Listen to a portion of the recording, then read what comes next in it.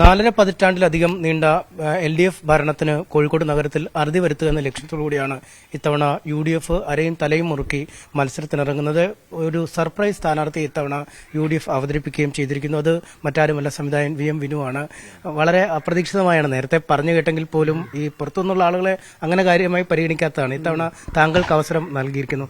എങ്ങനെ കാണുന്നു ഈ പുതിയൊരു അധ്യായത്തെ? അല്ല, ഞാനിത് ഒരിക്കലും പ്രതീക്ഷയല്ല, തികച്ചും അവിചാരിതമാണ്. കാരണം നമ്മൾ രാഷ്ട്രീയത്തിലേക്കൊന്നും അങ്ങനത്തെ ഒരു രാഷ്ട്രീയ പാരമ്പര്യം ഒന്നുമില്ലാത്ത ആളാണ്. നമ്മളുടെ ഒരു ജോലി എന്ന് പറഞ്ഞ സിനിമയാണ്.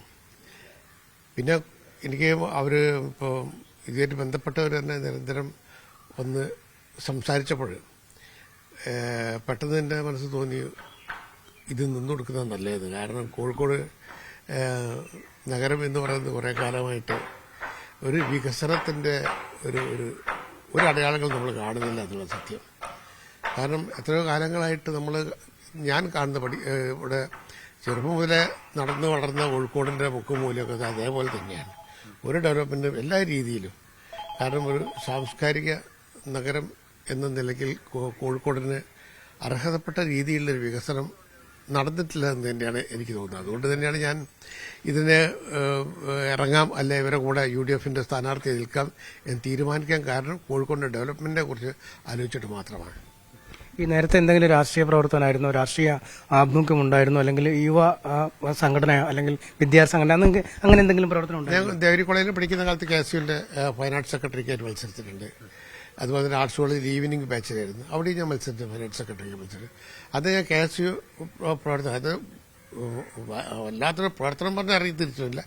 ക്യാമ്പസിൽ അതിൻ്റെ ഒരു സുഖവും അതിൻ്റെ ഒരു രസമൊക്കെ നമ്മൾ അനുഭവിച്ചിട്ടുണ്ട്. പിന്നെ കോൺഗ്രസ് എന്ന് പറഞ്ഞ ഒരു ദേശീയ പ്രസ്ഥാനത്തിനോട് എനിക്ക് ചെറുപ്പത്തിൽ ഒരു ആഭിമുഖ്യമുണ്ട്. എൻ്റെ അച്ഛനൊരു നല്ലൊരു കോൺഗ്രസ്സുകാരനാണ്. അതാണ് എൻ്റെ ഒരു പശ്ചാത്തലം എന്ന് പറയുന്നത്. അപ്പം രാഷ്ട്രീയത്തിൽ പ്രവർത്തിച്ചിട്ടില്ല, രാഷ്ട്രീയങ്ങൾ പറയുന്ന സിനിമകളൊക്കെ ഞാൻ സംവിധാനം ചെയ്തിട്ടുണ്ട്. പിന്നെ അതിലുപരിയായിട്ട് ഒരു സമൂഹത്തിന്റെ പ്രശ്നങ്ങൾ കൈകാര്യം ചെയ്യാനും സമൂഹത്തിന്റെ പ്രശ്നങ്ങൾ തിരിച്ചറിയാനും രാഷ്ട്രീയക്കാരനാണെന്നില്ല, നല്ലൊരു വ്യക്തിയായാൽ മതി, ഒരു മനുഷ്യനായാൽ മതി. പ്രത്യേകിച്ച് ഒരു കലാകാരൻ എന്ന രീതിയിൽ സിനിമകളൊക്കെ ചെയ്യുന്ന സമയത്ത് സമൂഹത്തിലുമായിട്ട് കൂടുതൽ ബന്ധപ്പെട്ട് ഇടപെടുകയും ചെയ്യുമ്പോഴാണ് നമ്മൾക്ക് ഇത്തരം ചില കഥയുടെ പശ്ചാത്തലങ്ങളൊക്കെ നമുക്ക് ലഭിക്കുന്നത്. ആ രീതിയിൽ ഞാൻ കോഴിക്കോടിന്റെ എല്ലാ മുക്കുമൂലയിലും പല പ്രശ്നങ്ങളിലും, കോഴിക്കോട് അഭിമുഖീകരിക്കുന്ന പല പ്രശ്നങ്ങളിലും, ഇപ്പോൾ റോഡിന്റെ ഇപ്പോൾ വെള്ളിമാട് കുന്ന് മാനാഞ്ചിറ റോഡ് എന്ന് പറയുന്നത് MGSന്റെ ഒരുമിച്ചൊക്കെ ഞാൻ പല സമരങ്ങളിലും പങ്കെടുത്തിട്ടുണ്ട്. അതുപോലെ തന്നെ ഏറ്റവും കൂടുതൽ മനോഹരമായ ഒഴുകിയിരുന്ന കല്ലായിപ്പുഴയുടെ മലീമസമായ അവസ്ഥയെക്കുറിച്ചൊക്കെയുള്ള അവരുടെ കല്ലായിപ്പുഴ സംരക്ഷണ സമിതിയുടെ കൂടെ നിന്നിട്ട് ഞാൻ ആ പ്രതിഷേധത്തിലൊക്കെ പങ്കുചേർന്നിട്ടുണ്ട്. ഇതൊക്കെ വേറൊരു രാഷ്ട്രീയ ലക്ഷ്യം വെച്ചിട്ടല്ലായിരുന്നു. എൻ്റെ കോഴിക്കോടിന്റെ പരിസ്ഥിതി അല്ലെങ്കിൽ എൻ്റെ കോഴിക്കോടിന്റെ അവസ്ഥയ്ക്ക് ഒരു മാറ്റം വരണം എന്നുള്ള ആഗ്രഹത്തിന്റെ പേരിലാണ് ഞാൻ ഇത്തരം കാര്യങ്ങളൊക്കെ ഇടപെട്ടത്. പലപ്പോഴും പല കാര്യങ്ങളും ഞാൻ ഇടപെടാറുണ്ട്. പക്ഷെ അത് എല്ലാവരും ചെയ്യുന്നവരെ ഫേസ്ബുക്കിൽ അടയാളപ്പെടുത്തുകയോ ഫേസ്ബുക്കിൽ ഓളം സൃഷ്ടിക്കാൻ വേണ്ടിയിട്ട് പറയുന്നത്, അതിന് നിശബ്ദമായിട്ട് പ്രവർത്തിക്കുന്ന ഒരു വ്യക്തിയായിരുന്നു. അത് എനിക്കിന്ന് രാഷ്ട്രീയ പാർട്ടി ഒന്നുമില്ല. ഇപ്പോൾ കോഴിക്കോട് നിൽക്കുന്ന എല്ലാ രാഷ്ട്രീയ പാർട്ടികളും എൻ്റെ സുഹൃത്തുക്കളെല്ലാവരും. അതുകൊണ്ട് ഞാനിപ്പോൾ ഇവിടെ അതൊരു ഭയങ്കരമായിരിക്കുന്ന ഒരു കുറ്റം പറച്ചിലും ഒരാളെ അപകീർത്തിപ്പെടുത്തി എന്നുള്ള ഒരു രീതിയിലല്ല എൻ്റെ നീക്കങ്ങൾ. എൻ്റെ ലക്ഷ്യം കോഴിക്കോട് ഡെവലപ്മെന്റ് മാത്രമാണ്. ഈ കലാകാരനായതുകൊണ്ട് തന്നെയാണ് കിട്ടിയ സ്ഥലം ഡിവിഷൻ, ഈ സിവിൽ സ്റ്റേഷൻ അടുത്ത് താമസിക്കുന്നെങ്കിലും കിട്ടിയത് കല്ലായിയാണ്. ഒരു കാൽപ്പനികമായ ഡിവിഷൻ കൂടിയാണ് അല്ലേ കല്ലായിപ്പുഴ? ഒരുപാട് പരാമർശിക്കപ്പെട്ടുള്ള സിനിമയിലും സിനിമയിലും പാട്ടുകളിലും ഒക്കെ തന്നെ. പിന്നെ അത് മാത്രമല്ല, എൻ്റെ ജീവിതത്തിന്റെ ഒരു ഭയങ്കരമായ സ്വാധീനം ചെലുത്തിയൊരു ഏരിയയാണ് സിനിമയിലേക്ക്. ഞാൻ ആദ്യമായിട്ട് എൻ്റർ ചെയ്യുന്നത് അവിടെയാണ്, കല്ലായിപ്പുഴയുടെ തീരത്താണ്. അത് നിലമ്പൂർ ബാലൻ സംവിധാനം ചെയ്ത അന്യരുടെ ഭൂമി എന്ന് പറയുന്ന സിനിമയാണ്. അതിൽ ഞാനൊരു 10th ഒക്കെ പഠിക്കുന്ന സമയത്ത് എനിക്കത് അഭിനയിക്കാനുള്ള ഒരു അവസരം കിട്ടി.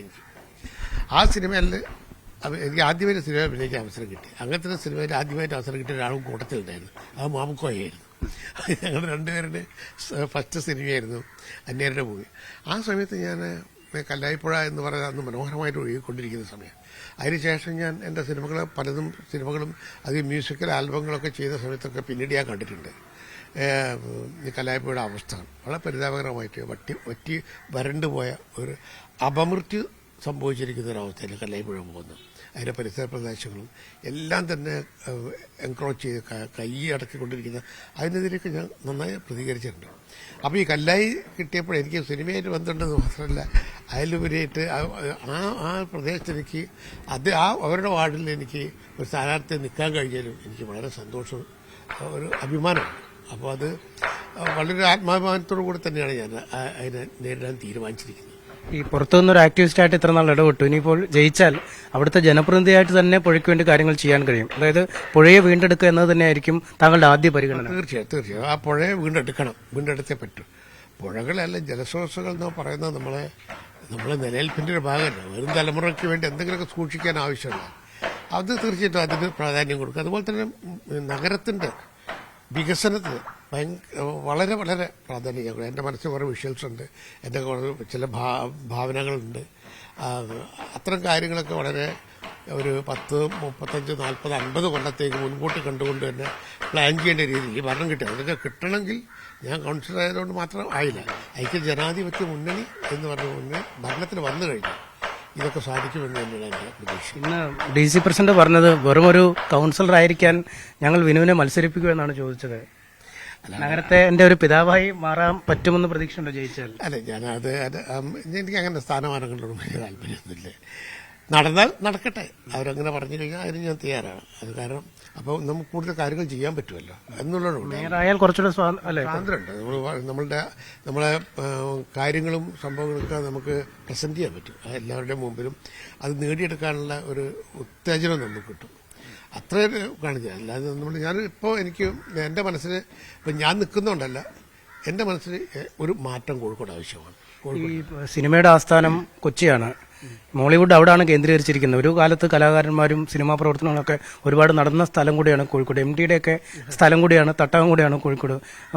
ഒരുപാട് ആളുകൾ, വലിയ കലാകാരന്മാരൊക്കെ ഉണ്ടായിരുന്നു. പക്ഷേ ആ ഒരു പ്രതാപം ഇപ്പോൾ കോഴിക്കോടിന് ലഭിക്കുന്നുണ്ടോ? ഈ തിരുവനന്തപുരം ആയാലും കൊച്ചി ആയാലും അടിസ്ഥാന സൗകര്യങ്ങളിൽ വളരെ മുന്നോട്ട് പോകുമ്പോൾ മലബാറിന്റെ തലസ്ഥാനമാണ് ശരിക്കും കോഴിക്കോട്. പക്ഷേ ആ കോഴിക്കോട് നഗരം അറിയിക്കുന്ന രീതിയിൽ വളർന്നു എന്ന് താങ്കൾ കരുതുന്നുണ്ടോ, അല്ലെങ്കിൽ അതിലൊരു മുരടിച്ചുണ്ടോ? അത് ഞാൻ പറഞ്ഞ ആ വളർച്ച ഇല്ല എന്നല്ല. കാരണം നമ്മളിപ്പോൾ സാഹിത്യകാരന്മാർ ഇപ്പോൾ SK പൊറ്റക്കാട് മുതൽ MT ബഷീർ മുതൽ അതുപോലെ തന്നെ ബാവുക്ക മുതൽ എല്ലാ സംഗീതമായാലും കലാപരമായിട്ടും എല്ലാവരും വാണിജ്യപരമായിട്ടൊക്കെ തന്നെ മുന്നിട്ടുന്ന ഒരു നഗരമായിരുന്നു കോഴിക്കോട് എന്ന് പറഞ്ഞാൽ. അത് എവിടെ വെച്ച് നിന്നു പോയിട്ടു. ഒരു ഈ കല്ലായിപ്പുഴ നിശ്ചലമായതുപോലെ തന്നെ ഇതിന്റെ കോഴിക്കോടിന്റെ വളർച്ചയും നിശ്ചലമായി കഴിഞ്ഞിട്ടുണ്ട്. അപ്പം അതുകൊണ്ട് തന്നെ അതിന് ഇപ്പം കൊച്ചി പോലെയോ അതുപോലുള്ള ഡെവലപ്മെന്റ് ഒന്നും ഇല്ലാതെ, അല്ലെങ്കിൽ നമ്മൾ മറ്റുള്ള സ്റ്റേറ്റുകളിലൊക്കെ പോകുമ്പോൾ അവിടുത്തെ കോർപ്പറേഷൻസ് നമ്മൾ കണ്ടാലേ, കാണുന്ന സമയത്ത് തന്നെ നമ്മൾ വിചാരിക്കും എന്താണ് കോഴിക്കോട് ഇങ്ങനെയായിപ്പോൾ ഇതൊരു സങ്കടം ഉണ്ടാവുമായിരുന്നു മനസ്സിലെപ്പോഴും. ഞാൻ മാനാഞ്ചിറയിലൊക്കെ ഒഴിവിട്ടപ്പോൾ മാനാഞ്ചിറയും ബീച്ചിലും അവിടെ ഇവിടെയൊക്കെ ഐസ്ക്രീം സ്ട്രീറ്റ് കൂടെ നടന്നു പോകുന്ന കക്ഷിയാണ്. അപ്പോഴൊക്കെ നമ്മൾ സങ്കടപ്പെടുന്നു, ഇതിങ്ങനെ തന്നെ നിൽക്കുകയാണല്ലോ, എന്താണ് ഇതിന് വളർച്ചയില്ലാത്തത്. അതുകൊണ്ട് തന്നെ അതിൻ്റെ ഡെവലപ്മെന്റ്, അതിൻ്റെ ഫെസിലിറ്റീസും ഒക്കെ ഇല്ലാത്തതുകൊണ്ടാണ് പല സിനിമ ഷൂട്ടിങ്ങുകളും ഇപ്പോൾ കേരളത്തിൽ ഇവിടെ കോഴിക്കോട് നിന്ന് വിട്ടുപോയിരിക്കുന്നത്. ഇപ്പോൾ ഹൈടെക് ലെവലിലുള്ള സിനിമകൾ ചെയ്യുമ്പോൾ അതിൻ്റെ സംവിധാനങ്ങൾ ചില IT പാർക്കുകൾ എന്നാണ് പറഞ്ഞത് ഇവിടെ ഉണ്ടെങ്കിലും കൂടി അതൊന്നും ഇല്ലാത്ത കണ്ടുമടുത്ത് പോയിരിക്കുന്ന സ്ഥലം തന്നെയാണ് ഇപ്പോൾ കാണാനുള്ളത് കോഴിക്കോട്ട്. പുതുമ തോന്നിക്കുന്ന ഒരു കാഴ്ചകളും നമ്മൾ കോഴിക്കോട്ടില്ല. എല്ലാം കണ്ട് പഠിത്തിരിക്കുക. അപ്പോൾ അതുകൊണ്ട് തന്നെ ഈ പറഞ്ഞ മാതിരി, നിങ്ങൾ നേരത്തെ പറഞ്ഞിരിക്കുന്ന മാതിരി പ്രഗത്ഭരായ സംവിധായകരൊക്കെ ഉണ്ടായിരുന്ന ചിത്രീകരിച്ച പോലെ തന്നെ പുതിയ തലമുറക്ക് ചിത്രീകരിക്കാനുള്ള അവരുടെ കഥാപരമായിട്ടുള്ള ഇന്നത്തെ ട്രെൻഡിനനുസരിച്ചുള്ള അവരുടെ കാഴ്ചപ്പാടിലുള്ള സിനിമകൾ ചിത്രീകരിക്കാനുള്ള ഒരു സൗകര്യങ്ങളോ ഒരു പുതുമകളോ കോഴിക്കോട്ടില്ല എന്ന് തന്നെയാണ് ഞാൻ വിശ്വസിക്കുന്നത്. അതുണ്ടാവണം. കലാകാരന്മാർ, പ്രത്യേകിച്ച് സിനിമാക്കാരൊക്കെ അധികം ഈ കോൺഗ്രസിലേക്ക് വരാറില്ല. വളരെ കുറച്ച് ആൾക്കാരാണ്. ഇപ്പോൾ രമേശ് പിഷാരടി ഉണ്ടാവും, ധർമ്മജൻ ഉണ്ടാവും, ജഗദീഷ് വന്നിട്ട് ജഗദീഷ് മടുത്ത് തിരിച്ചു പോയെന്നാണ് പറഞ്ഞത്. ഈ അങ്ങനൊരു വരവ്, അങ്ങനൊരു ശുഷ്കമായ സാന്നിധ്യം ഉണ്ടോ? ഈ കലാകാരന്മാർ കോൺഗ്രസിലേക്ക് വരാൻ മടിക്കുന്നുണ്ടോ? അങ്ങനെയൊന്നുമില്ല. ഈ കലാകാരന്മാരെ ചില പാർട്ടികൾ ബുദ്ധിജീവികൾ കൂടുതലാണെന്നൊക്കെ പറച്ചിൽ കേട്ടിട്ടുണ്ട്. ഞാനങ്ങനെ കണ്ടിട്ടില്ല. ഓരോരുത്തർ ഇഷ്ടമാണത്, ഏത് പാർട്ടി സ്വീകരിക്കണം അല്ലെങ്കിൽ ഏത് പാർട്ടിയിൽ നിൽക്കണം എന്നുള്ളത് ഓരോരുത്തർ വിശ്വാസമാണ്. പിന്നെ കോൺഗ്രസ് എന്ന് പറഞ്ഞ ഒരു ദേശീയ പ്രസ്ഥാനമായിട്ട് ബന്ധപ്പെട്ടിരിക്കുന്ന ഒരു പാർട്ടിയാണത്. അത് നമ്മളങ്ങനെ അത് ഒരു കാരണം നമ്മളെ രാജ്യത്തിന്റെ ഡെവലപ്മെന്റൊക്കെ കോൺഗ്രസിലൂടെയാണ് ഉണ്ടായത്. അതൊന്നും നിശ്ചയിക്കാൻ പറ്റില്ല. ഇതൊന്നും ഇപ്പൊ പെട്ടെന്ന് പൊട്ടിപ്പൊളിച്ച ഡെവലപ്മെന്റ് ഒന്നല്ല നമ്മൾ ഇന്ത്യയിൽ കാണുന്നത്. അതിനൊക്കെ അടിത്തറ പാകിയിരിക്കുന്ന ഒരു ഭരണ നേതാക്കന്മാർ കടന്നുപോയിരുന്നു നമ്മളുണ്ട്. അതിനൊക്കെ വിസ്മരിച്ചുകൊണ്ട് സംസാരിക്കുന്നത് തെറ്റാണ്. അതുകൊണ്ട് കോൺഗ്രസിലെ ആൾക്കാർ കുറവാണ്. കോൺഗ്രസ് സിനിമാക്കാർ വേണമെന്നില്ല കോൺഗ്രസിൽ, അല്ലാത്തവരുണ്ടല്ലോ സിനിമാക്കാർ എന്ന് പറയുന്നത് സിനിമ ചെയ്തോട്ടെ എന്ന് വിചാരിച്ച്. ഇപ്പോൾ ഞാനിതിലേക്ക് വന്നത്, ഞാനിവിടെ കോഴിക്കോട് ഇങ്ങനെ പല കാര്യങ്ങളും ഇടപെടുന്ന ഒരു വ്യക്തി എന്നുള്ള നിലയിലായിരിക്കും കോൺഗ്രസ്സുകാർ. പിന്നെ ഞാൻ കോൺഗ്രസ് പ്രവർത്തകരെ അവർക്ക് അറിയായിരുന്നു. പക്ഷെ അങ്ങനെ പാർട്ടി നോക്കിയിട്ടൊന്നുമല്ല ഞാൻ പല ഫംഗ്ഷനും ഇവിടെ പോയിക്കൊണ്ടിരിക്കുക, എല്ലാവരുടെ സുഹൃത്തുക്കൾ. അപ്പോൾ കോൺഗ്രസ്സിൽ ഇപ്പോൾ സിനിമയിലെ ആൾക്കാർ വന്നാൽ വരണമെന്നില്ല കോൺഗ്രസ്സിൽ. കോൺഗ്രസ്സിൽ ആ പാർട്ടിയെ വിശ്വസിക്കുന്ന, അതിനടിയുറച്ച് വിശ്വസിക്കുന്ന എത്ര യുവതലമുറകൾ തന്നെ, എത്ര ഷാഫി പറമ്പിലിനെ പോലെയും എല്ലാവരും പോലെ കുറേ ആൾക്കാർ യുവാക്കൾ വന്നുകൊണ്ടിരിക്കുകയല്ലേ. അപ്പോൾ അതിലൊന്നും ഞാൻ വിശ്വസിക്കുന്നില്ല. എന്തായാലും അദ്ദേഹം കല്ലായി ഡിവിഷനിൽ പ്രതികരിച്ചാണ് മത്സരിക്കുന്നത്. ഒരു വികസിത കോഴിക്കോട് എന്ന ഒറ്റ മുദ്രാവാക്യവുമായി അദ്ദേഹം മുന്നോട്ട് പോവുകയും ചെയ്തിരിക്കുന്നു. എന്തായാലും എല്ലാ വിജയാശംസകളും.